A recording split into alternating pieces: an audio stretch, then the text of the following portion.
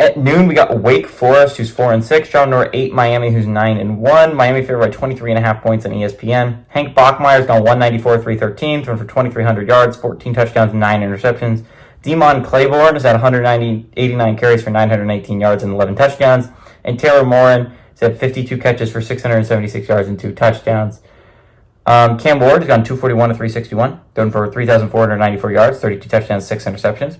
Damian Martinez had 119 carries for 676 yards and 8 touchdowns, and Xavier Restrepo's at 55 catches for 934 yards and 10 touchdowns. Miami's 8-3 against Wake all time. Last 7 games have gone to Miami from 1969 to 2013.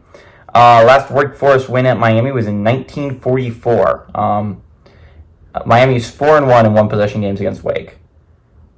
Massive game for Miami. Miami lost all wiggle room, right? And I'm still of the mindset where if Miami wins out, they're in the playoffs. If you finish the season 11-1 before heading into your conference championship game, you should be a playoff lock. And I honestly think Miami would be.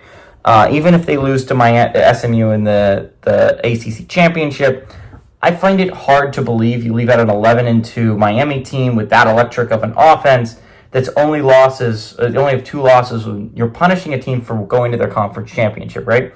If they finished 11-1 and didn't go to their conference championship and lose, you wouldn't punish them. You would have them in the playoffs. And I honestly think that that's how we should view it from a college football playoff standpoint. I understand from previous years when it's 4 teams and you lose your conference championship, that's kind of an automatic you're out situation. But now that we're adding 12, I think you should get punished, but not that severely. I think you should still view them as an 11-1 squad.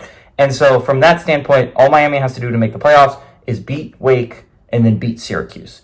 And of these 2, this is the easier of the 2.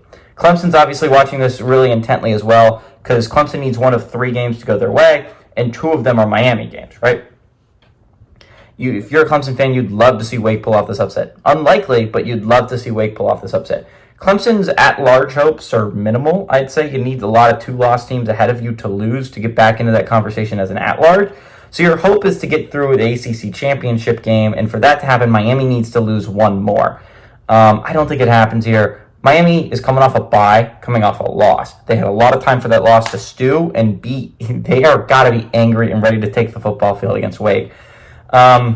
It's not a great Wake team. They're definitely going to be playing for their bowl eligibility lives, and normally when you're backed into that corner, teams play better, right? So I think Wake's going to put forward one of their better efforts of the year.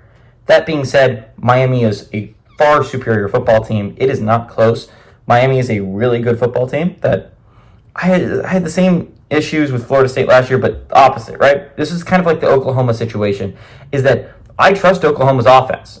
Back when, Lincoln Riley was in charge, and they had Kyler Murray and Baker Mayfield and, Jalen Hurts. I trusted that offense was going to be good. I knew that offense was going to be good. The defense, on the other hand, was awful, right? And that's the same thing with Miami, is I know Cam Ward and Damian Martinez and Xavier Restrepo are going to put up points. That defense is also going to allow a whole bunch of points. And that allows for, you can pull off the upset any given day, right? You could beat one of the top teams in the country because Cam Ward can go toe-to-toe with any quarterback in the nation.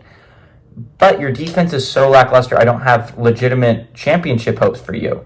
I don't think you can win the 4 games. It's probably going to be necessary, 3 games if you win the ACC, that it's going to be necessary to win a national championship. I just don't believe that that's the case, right? And all that being said, I still like Miami as a playoff team. I still think this is a really good team that should make the playoffs. They just got to win these last 2, and they lock their spot in. I think Miami's going to get 1 step closer today. Give me Miami to win and cover at home.